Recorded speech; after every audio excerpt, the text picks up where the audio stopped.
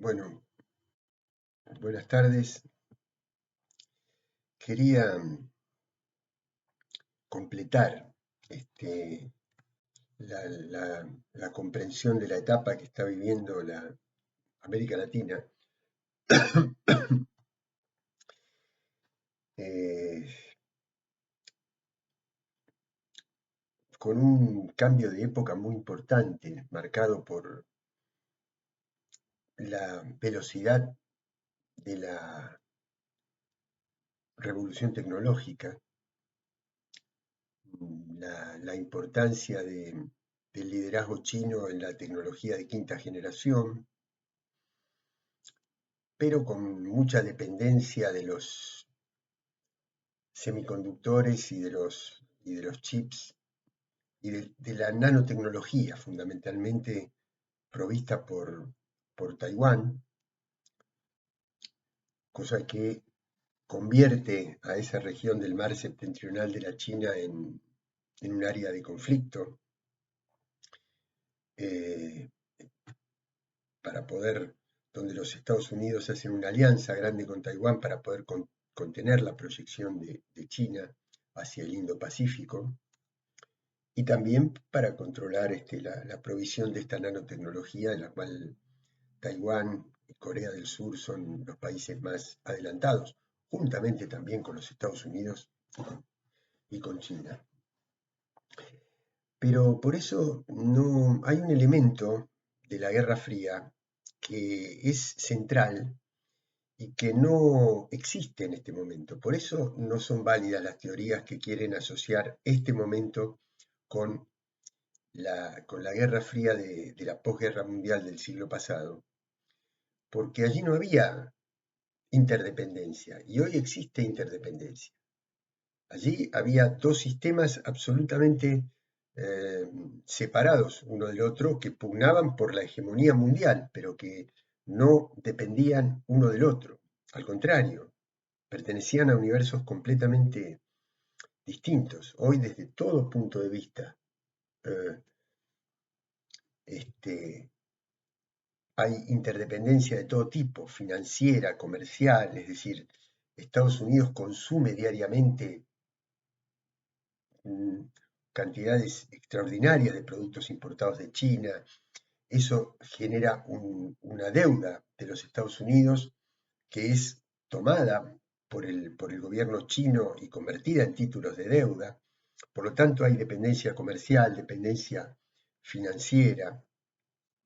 Y además tampoco estamos en presencia de dos polos, sino que la India se erige como un polo, los países árabes que están haciendo equilibrio entre su alianza histórica con los Estados Unidos y su inclinación a los BRICS, Australia misma, que por el momento forma parte de una alianza noratlántica con el Reino Unido y con los Estados Unidos, también tiene gran dependencia de China.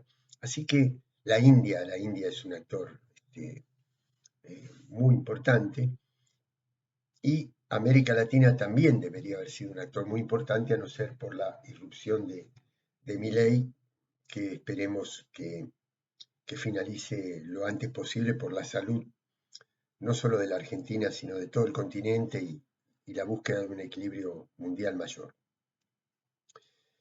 Em, el otro problema no es solamente por estos modelos de gobernanza, digamos, uno por el capital financiero y el otro por el Estado. Esa es la discusión central.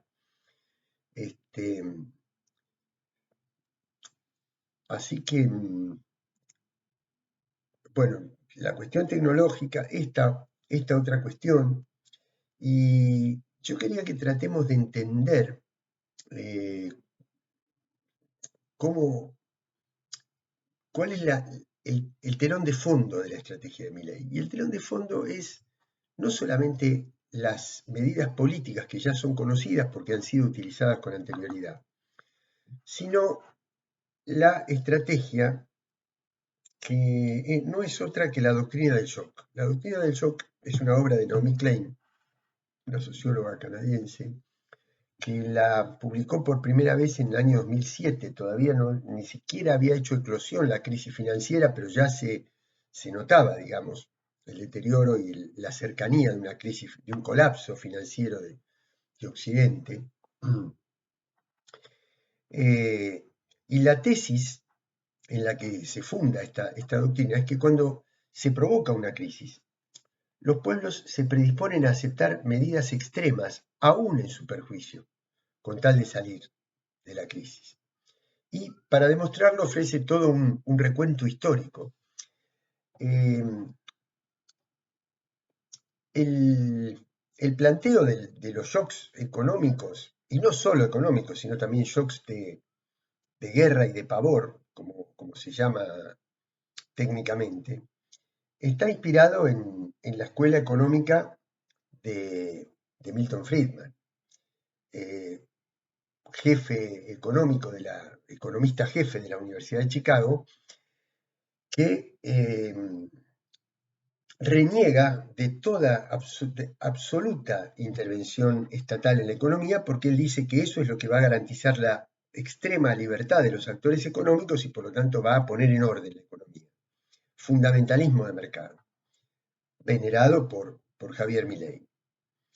Ahora, donde se han aplicado las medidas de Friedman es en lugares donde no puede funcionar la democracia.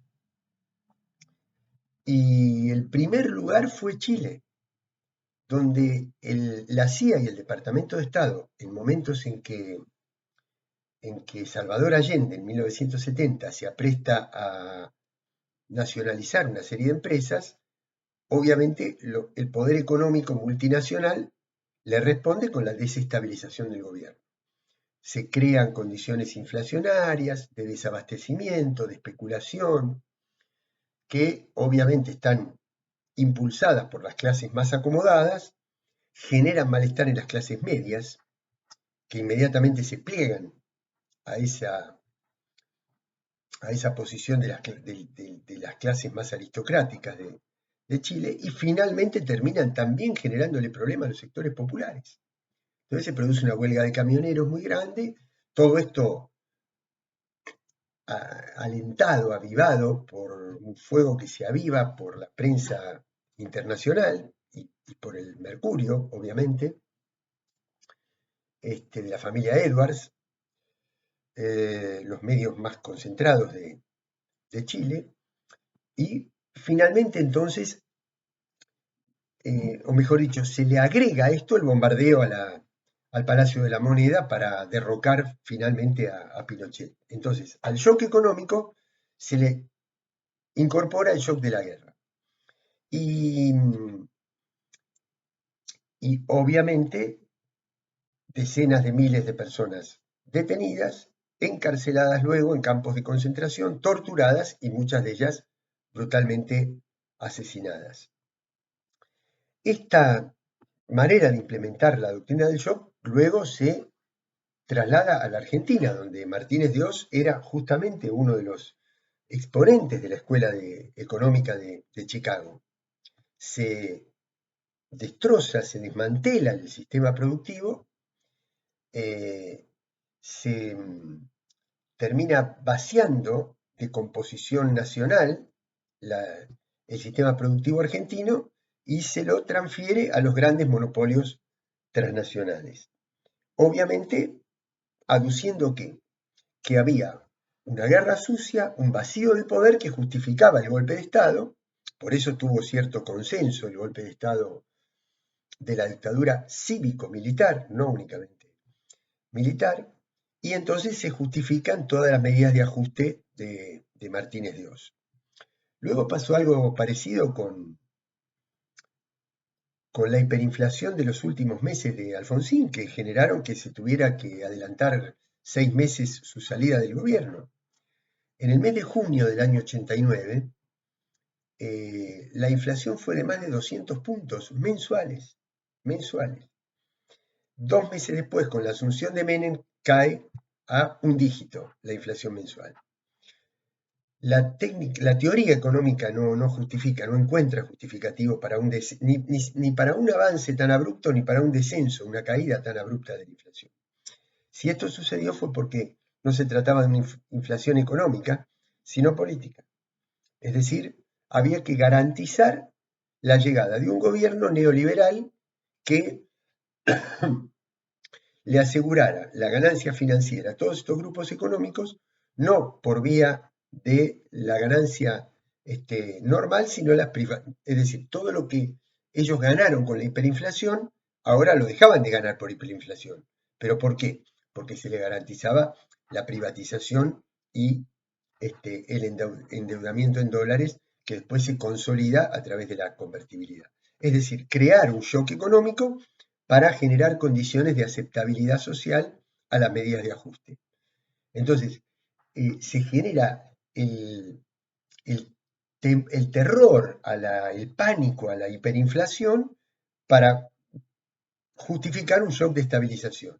Ese shock de estabilización alivia a la población y el precio que el pueblo paga por ese alivio es aguantar el crecimiento de la desocupación, el crecimiento de la pobreza y la traición a toda lo que fue la memoria histórica del peronismo llevada adelante por Carlos Menem en aquel momento. Bueno, después Naomi Klein describe cómo se planteó el estallido de la Unión Soviética, cómo se bombardea el Parlamento, ¿no? En un momento el embajador de los Estados Unidos dice, en Moscú, dice, nosotros nunca apoyamos que se disuelvan los parlamentos, pero estamos viviendo circunstancias muy especiales. Entonces justifican el bombardeo a la Duma rusa y el advenimiento de Yeltsin, que era un ultraliberal, que después empobreció completamente a Rusia y permitió el ascenso de Vladimir Putin a principios del siglo XXI. Después describe el proceso de destrucción de Irak y de cómo se transfirió todo el potencial petrolero de Irak a las firmas de capital estadounidense. Naomi Klein termina su obra diciendo que la crisis financiera de 2008 en Estados Unidos, que es una crisis, fíjense, el origen de la crisis es la desregulación, es decir, los grupos financieros exigen al Estado, presionan al Estado para que no le ponga reglas, eso genera una burbuja incontrolable, la burbuja estalla y cae todo el sistema bancario. ¿Quién salva el sistema bancario? La Reserva Federal, el Tesoro de los Estados Unidos, es decir, lo que sería el Banco Central de los Estados Unidos, la emisión monetaria. ¿Cómo la emisión monetaria? Si todo el mundo dice que es el origen de todos los males, la emisión. Bueno, ¿por qué? Porque había que salvar al sistema financiero con dinero público. Es decir, no quieren que lo público regule, pero cuando eso genera el estallido de la burbuja, necesitan de lo público para que lo salve. Ahora, lo que dice Naomi Klein es que a diferencia de la crisis del año 29, que cuando sale a través del New Deal de Franklin Roosevelt, lleva a los Estados Unidos a ganar la Segunda Guerra Mundial, esta crisis llevó a la debacle de los Estados Unidos, que hoy está perdiendo su hegemonía en el mundo. ¿Cuál es una diferencia? Dice Naomi Klein. Que Roosevelt le decía a los sindicatos, todo lo que me piden yo lo voy a poder hacer si ustedes salen a la calle, se movilizan y me lo exigen. Y entonces en el año 1937 hubo 4.740 huelgas en los Estados Unidos. Es decir, el pueblo movilizado y el Estado a través de las políticas keynesianas. En el 2008 2007 dice Naomi Klein, hay solo 21 huelgas que se evaporan en el tiempo y en el espacio y no hubo ninguna restauración de las regulaciones estatales a la libertad absoluta del capital financiero. Con pueblo y con Estado, Estados Unidos subió sin pueblo y sin Estado, Estados Unidos bajó. Es la realidad. ¿Por qué traigo esto a colación? Porque en la Argentina, que una vez más es un laboratorio de prueba, Milei también está apelando a la doctrina de shock. Dice que fue la peor crisis de la historia, habla de una inflación de 15.000 puntos, de que el Estado no puede, eh, no puede ser quien resuelva la situación. ¿Para qué? Para justificar que la gente acepte las medidas de ajuste aún cuando van absolutamente en contra de sus propios intereses. El otro recurso que, bueno, una prueba de esto. Ustedes vieron que en los últimos meses hay un retraso cambiario muy grande en la Argentina. El dólar está tremendamente barato comparativamente con el ascenso de la inflación. Entonces uno dice, pero ¿por qué entonces los grupos económicos no presionan como presionaban a los gobiernos anteriores, tanto de Cristina como de Alberto Fernández, para una devaluación? ¿Por qué? Porque este es un gobierno que les garantiza la absoluta libertad financiera y la maximización de la tasa de ganancia. Bueno, obviamente para esto hay que tener un aparato de prensa y de colonización pedagógica. Me contaba un amigo recientemente una anécdota.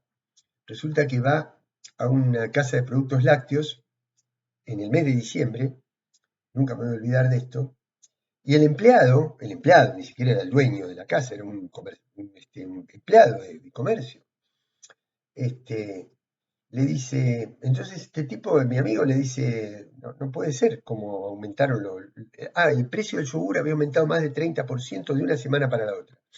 Y el empleado le responde, ¿y qué querés?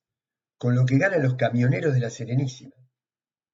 Es decir, el empleado decía que el problema de la inflación en la Argentina es el sueldo que gana otro empleado, en este caso el sindicato de camioneros, de la misma jerarquía social que ese trabajador. Un trabajador contra el otro. Así explica mentalmente la colonización pedagógica, la colonización cultural de la Argentina, los problemas centrales. Por eso es tan importante la batalla cultural. Lo último que quiero decirles es tratar de detectar otro de los recursos que utiliza Milei, que es degradar a las instituciones consiguiendo que el pueblo las identifique con sus falencias y no con sus esencias. Es decir, el Estado. Claro, cuando uno va a un lugar y está la pared con humedad, o se cae el revoque, o un empleado público te trata mal, el Estado no existe, o se vacía al Estado de herramientas, como acaba de suceder con el choque de trenes y la denuncia que hacen los sindicatos ferroviarios de la falta de inversión. ¿Para qué? Para que la gente rechace el servicio público y justifique la privatización. La venta a precio vil y luego la privatización. Probablemente, ahora, eso sí, el Estado, como institución central, es irreemplazable e imprescindible. No puede haber convivencia humana sin administración pública de los bienes universales, sin organización política. Y eso es lo que es el Estado. Y cuando el Estado está ocupado por una fuerza popular, tiende a favorecer la justicia social. Cuando el Estado está ocupado por una persona que deplora la justicia social, tenemos estos resultados. Sindicato, ¿no? El sindicato, claro, hay un sindicalista que tiene una estética reñida con el patrón estético de las clases medias y medias altas, entonces ya hay que despreciarlo, ¿no? O incluso puede tener prácticas corruptas, Entonces, ¿uno qué hace? Identifica, por toda la insistencia del discurso oficial, identifica a ese dirigente sindical mejor dicho, al sindicato con esa conducta indeseada. Y se tapa la realidad central, que es, por ejemplo, que las luchas del sindicalismo argentino junto con los organismos de derechos humanos fueron los que encabezaron la resistencia contra la dictadura. Y lo mismo podríamos decir de los movimientos sociales. Y sí, claro que debe haber algún puntero que manipula las tarjetas y se queda con una parte de los planes que le tocan, que le corresponden a las clases más pobres, más empobrecidas. Pero eso, lo, lo que hay que hacer con eso es corregir esa falencia, pero no erradicar la organización. Bueno, ese es el otro recurso. Por eso, eh, sin emancipación del pensamiento, es imposible que haya transformación política. Y tenemos que luchar mucho por superar este abatimiento moral que nos lleva permanentemente a la autodenigración como país, a la autodenigración como pueblo, a la autodenigración de nuestras tradiciones y de nuestras instituciones. Así que bueno, esto era lo que quería decirles como complemento de los videos que vemos en esta unidad. Muchísimas gracias, en este módulo.